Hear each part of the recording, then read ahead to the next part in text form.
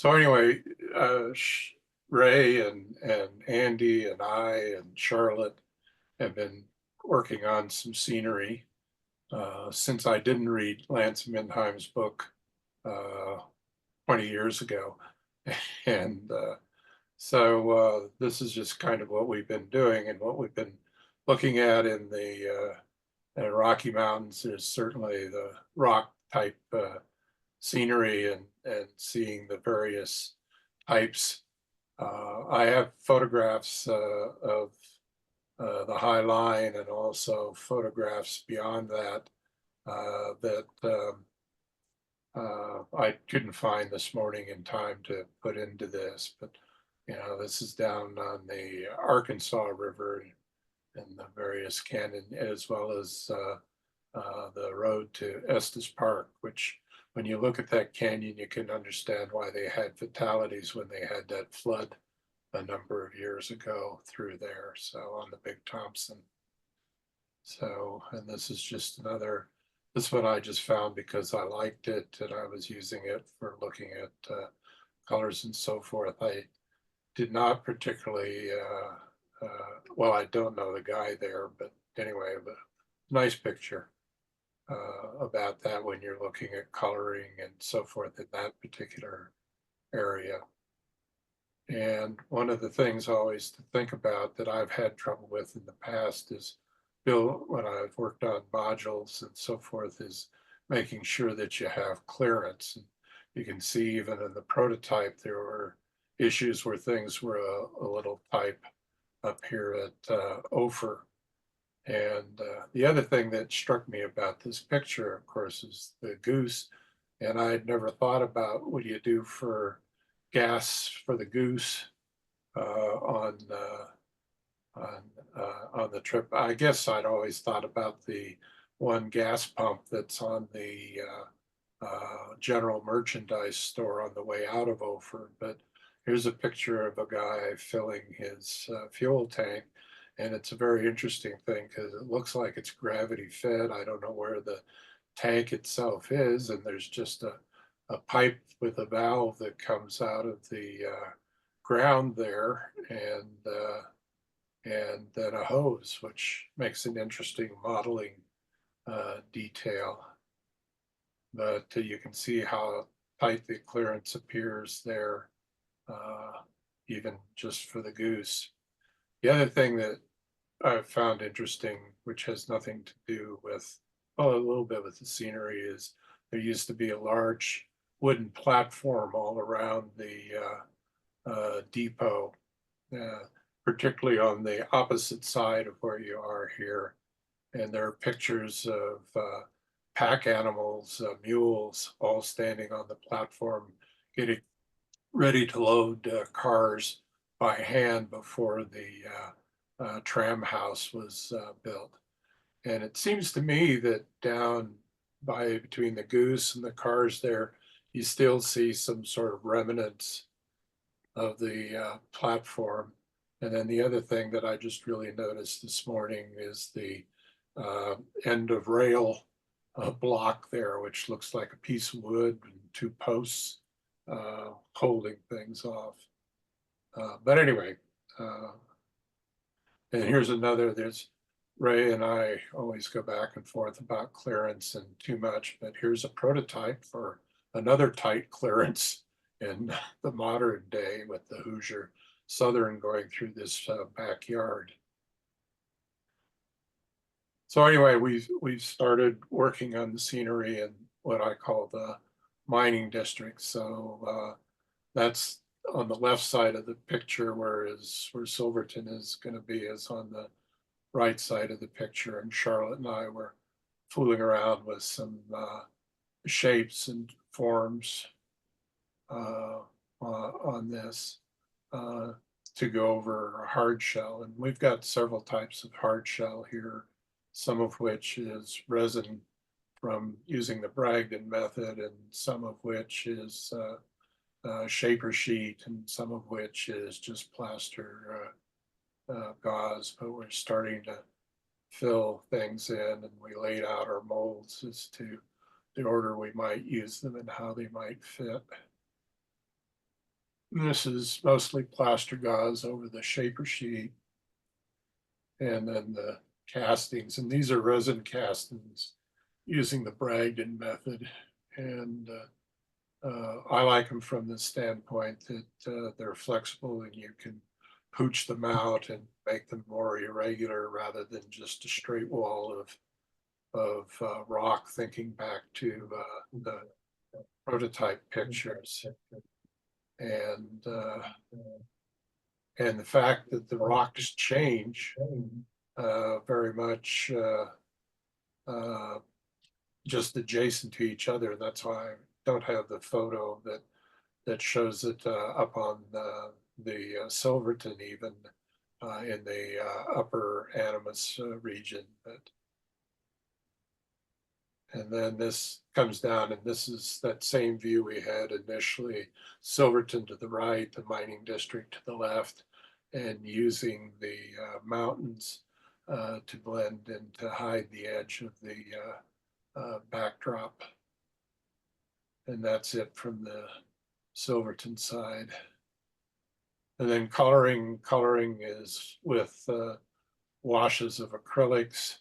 The recommendation from Bragdon is a coat of artist gesso over the cleaned castings to give you a reflectivity that will come through. The light theoretically goes through the acrylics, hits the bright white of the gesso, and then bounces back. And that's what you see as the light comes through these. And these are just various acrylic washes. Some of the dark areas are tempera paint powder, and that is washed into the rocks themselves. So, and you'll see this area a little bit more. And then when the rocks are finally done, and one of the details you don't often see on rock castings are the lichens and the various mosses that may be on the rock itself. Some people, you know, are obviously trees and bushes, depending upon the growth and where you're setting it. But I like doing the lichens and so forth, and that's just acrylic paint with that's sponged on almost as a dry sponge technique.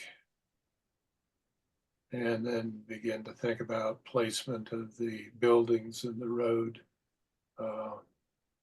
there. And of course, this is a product that I've just begun to learn, Charlotte and I have begun to learn to use, called Fast Mesh. And it's a type of paper mache. It's like Sculptamold, only it's not as coarse. It must be a different ratio of the plaster and the filler material, but it lets you do really good smooth or more smooth areas where you might want them. And of course, you know, you set it in. Once it's dry, you can take your structure out and replace it.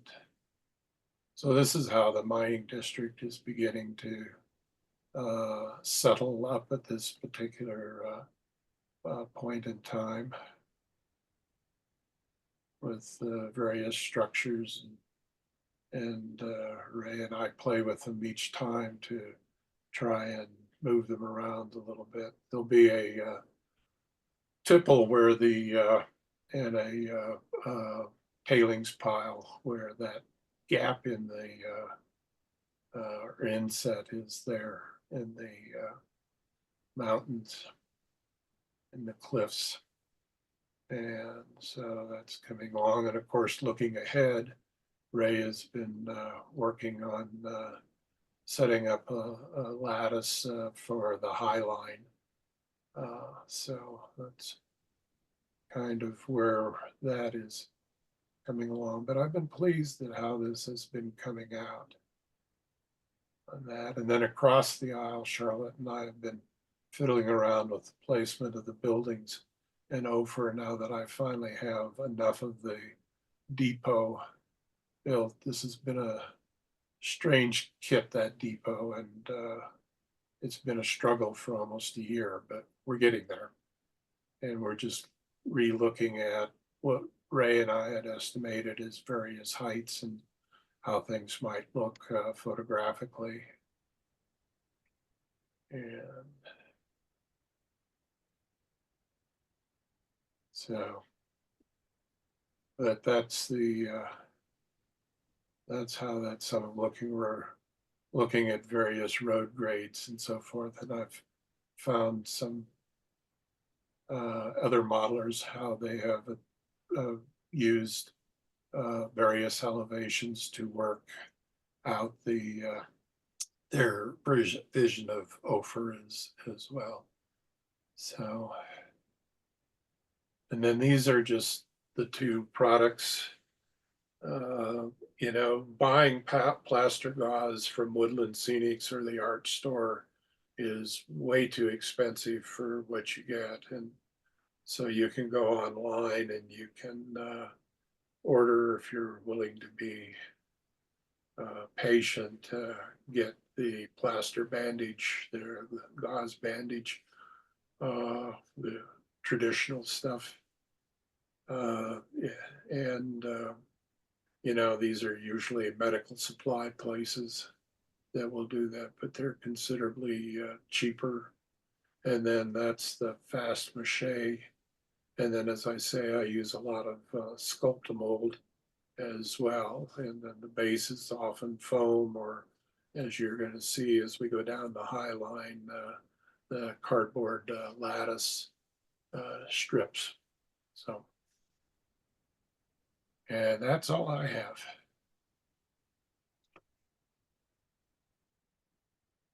So Martin, I had a question, and your walk your your rock work is just outstanding. Wow, all the detail is crazy.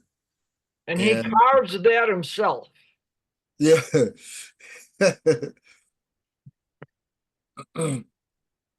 I And John Bragdon has a lot of my money. were those molds? I think you told me. Yeah, rock molds with resin casting. He has, for casting rocks, he uses two products. One is a fine detailed resin, and it's the more expensive, of course, of the two. And then there's an expanding foam kind of resin that you can back it with if you need to. And so when they come out of the mold, they're sort of flexibly leather-like. And so that way you can put them in place, or as you put them in place, you can sort of what he calls pooch them out to give you a more irregular contour rather than just a straight, you know, so it doesn't look like a piece of plaster on a plywood kind of thing. So you've got that flexibility. If you get something in the position where you really like it, you can use one of those aerosol dust blowing cans, but you turn it upside down. You don't shake it. You turn it upside down and use that, and the propellant comes out,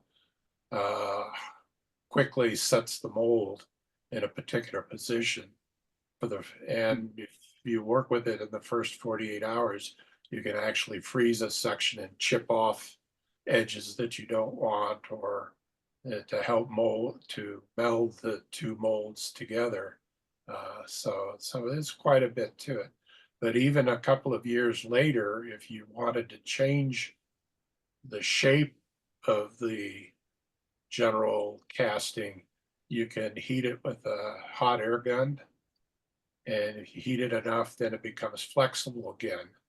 And you can adjust which is a little harder to do with plaster. in that, in that, in that sense. So it's quite a system. And then, as I say, the use of the gesso and the tempera paint to fill in the recessed areas a little bit, and then just thin washes of acrylics. And those were, I use some that he makes, but I also because they're really concentrated pigments, but I use tube acrylics and craft acrylics depending on the color. And then, as I say, the lichen type stuff, I use a sponge like dry brushing, but using the sponge. And you can get some effect out of that, which is kind of interesting. And of Yeah, course, it looked like plaster rocks, but it's an epoxy, or wait, it's a resin. Yeah, it's a Okay. two-part resin. So those rock faces are resin. Yes, Wow. resin covered with gesso. Yeah. Okay. So the And- gesso, yeah, and that's backing your and absorbing your paint. Right. You need that Yeah. for giving it the depth and Yeah, the light. the reflectivity interaction. through the washes. Mm. Yeah. Super cool. Thanks for sharing that.